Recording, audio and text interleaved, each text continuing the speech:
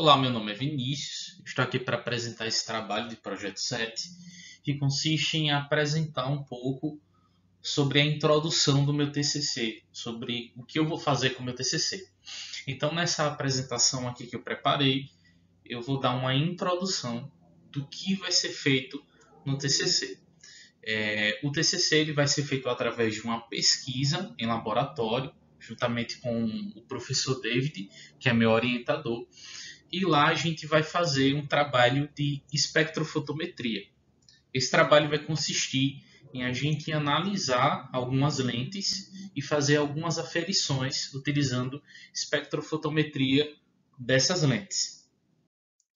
Então, o que a gente vai querer abordar nessa apresentação é mostrar um pouco sobre o que é a espectrofotometria, tá? Que ela se baseia em um conceito físico e uma propriedade da interação entre as partículas atômicas, e esse conceito, esse estudo de espectrofotometria é um estudo muito utilizado pelo pessoal da nutrição, pelo pessoal das ciências biológicas, pelos criadores de fármaco, porque ele se utiliza de uma propriedade, que é a propriedade de Beer-Lambert, que relaciona a concentração de um objeto com a absorção dele.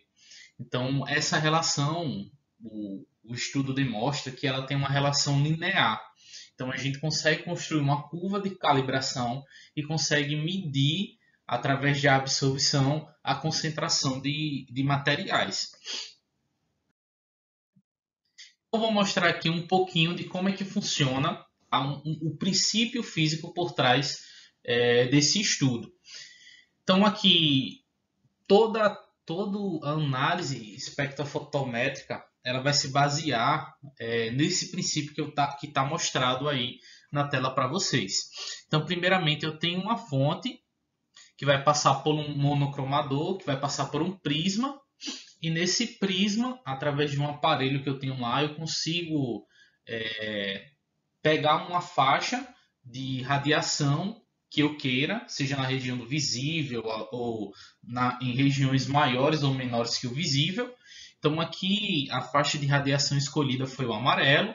Então aqui eu vou ter um filtro, né, que só vai deixar passar essa luz amarela, e eu vou passar essa luz amarela pela minha amostra.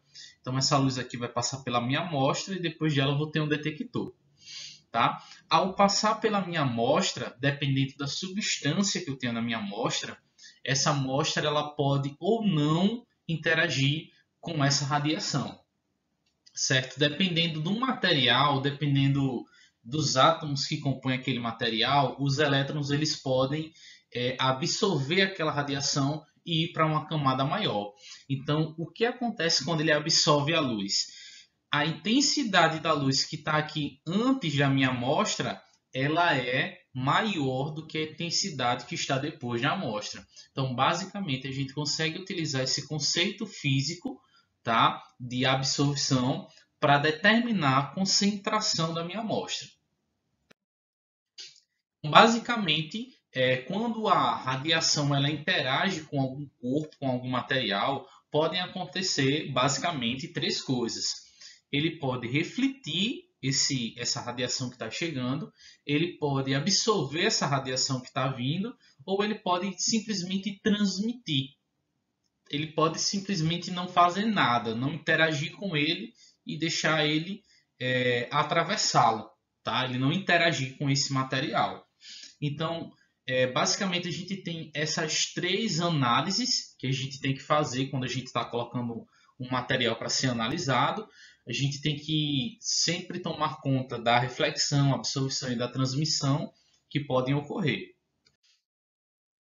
Bom, então, basicamente, são utilizados, a gente utiliza para fazer as aferições apenas a transmitância, que é o quanto de luz é transmitida, e a absorbância, que é quanto de luz foi absorvido. Tá? A reflexão, como a gente tem aqui uma cubeta onde a gente coloca o material, essa reflexão que acontece pelo vidro do material, a gente consegue fazer uma calibração. A gente coloca esse vidro lá, vazio, sem nenhuma amostra dentro, e consegue ver os efeitos de reflexão e desconsiderar eles. O que vai interessar para a gente é como é que funciona esse processo de transmitância e absorvância.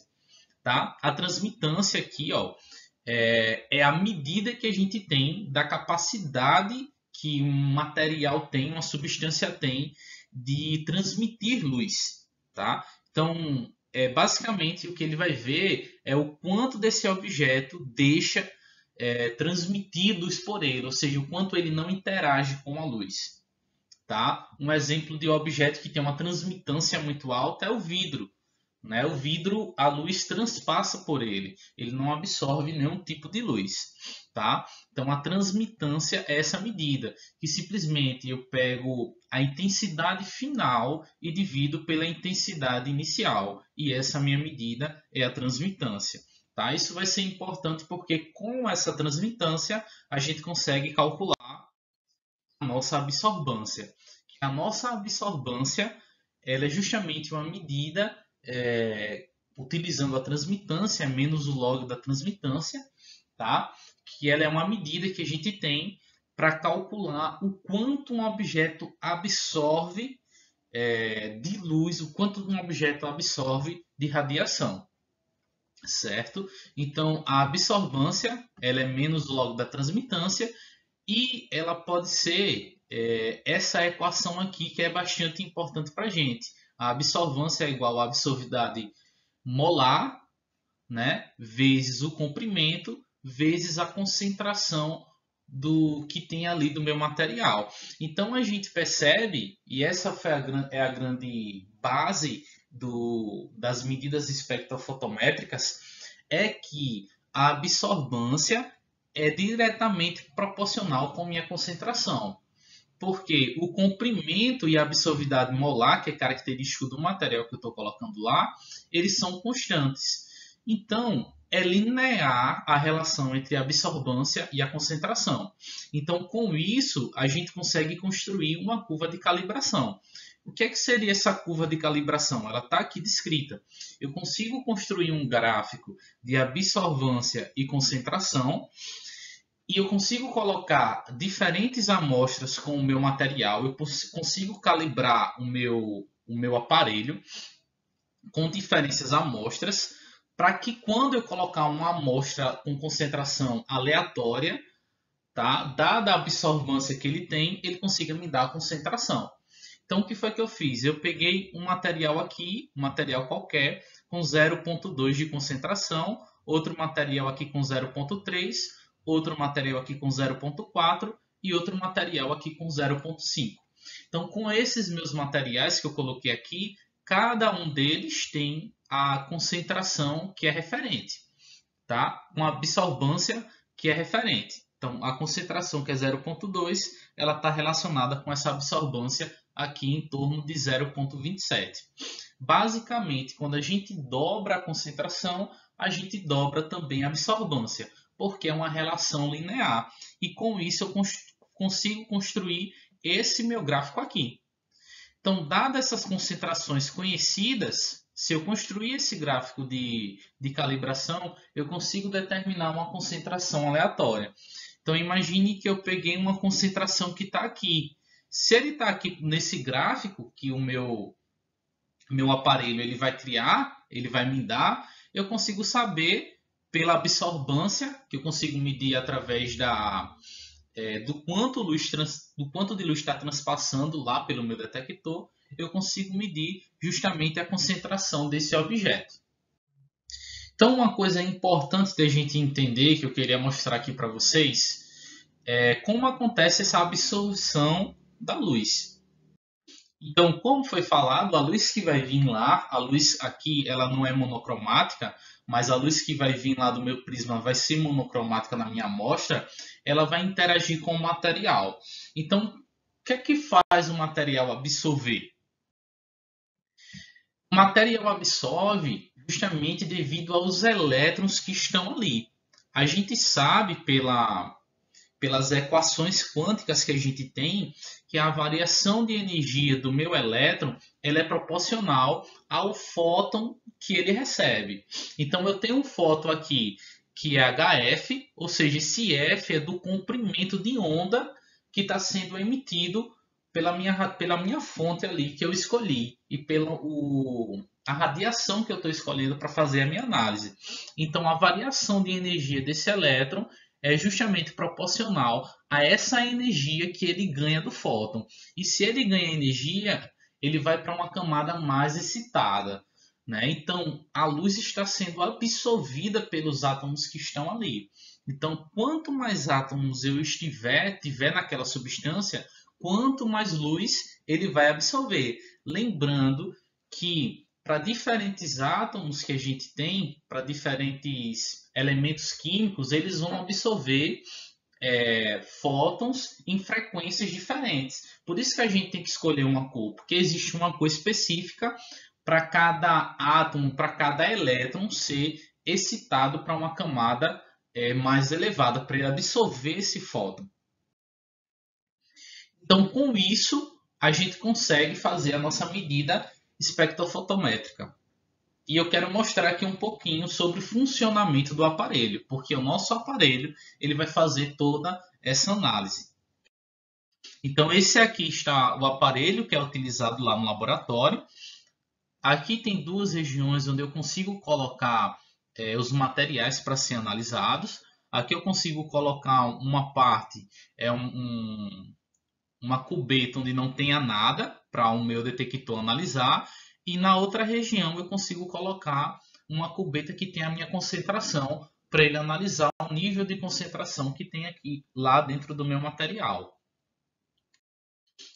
Basicamente, dentro daquele aparelho, a gente tinha um conjunto de lentes, tá? E de detectores, de monocromadores, que vai fazer todo aquele princípio que eu mostrei para vocês. A única diferença aqui é que a nossa luz ela vai ser dividida em duas, tá? Porque eu quero duas luzes, duas ondas, duas radiações que sejam exatamente idênticas. Então, como é que eu faço isso? Eu divido elas. Eu pego uma lente que tem essa característica, que consiga dividir a minha luz, e deixe 50% passar e deixe 50% ser refletido. E com isso eu tenho duas luzes idênticas para analisar esses materiais. Então, basicamente, aqui eu tenho a minha fonte, que vai emitir, bater nesse conjunto de espelhos, né, vai passar pelos meus monocromadores, onde eu vou pegar uma luz monocromática, vou dividir essa luz monocromática em luzes com intensidades iguais, né, que vão passar pelas minhas duas amostras. E com isso eu consigo analisar as minhas amostras. Tá? Para o caso que a gente vai estudar lá no laboratório, a gente vai utilizar lentes enriquecidas de európio. E com isso a gente quer medir o índice de refração e algumas coisas a mais, algumas características a mais dessa lente. Então, basicamente, é esse o trabalho que vai ser desenvolvido. Ainda a gente está na fase que eu estou aprendendo a manipular o material, eu também estou estudando para poder manipular o material, para depois a gente conseguir fazer as medidas, fazer a curva de calibração, também trabalhar com a manipulação da lente, produzir algumas lentes, refinar algumas lentes, para a gente poder fazer posteriormente o meu TCC. Desde já eu agradeço a atenção a todos e muito obrigado por assistir até aqui.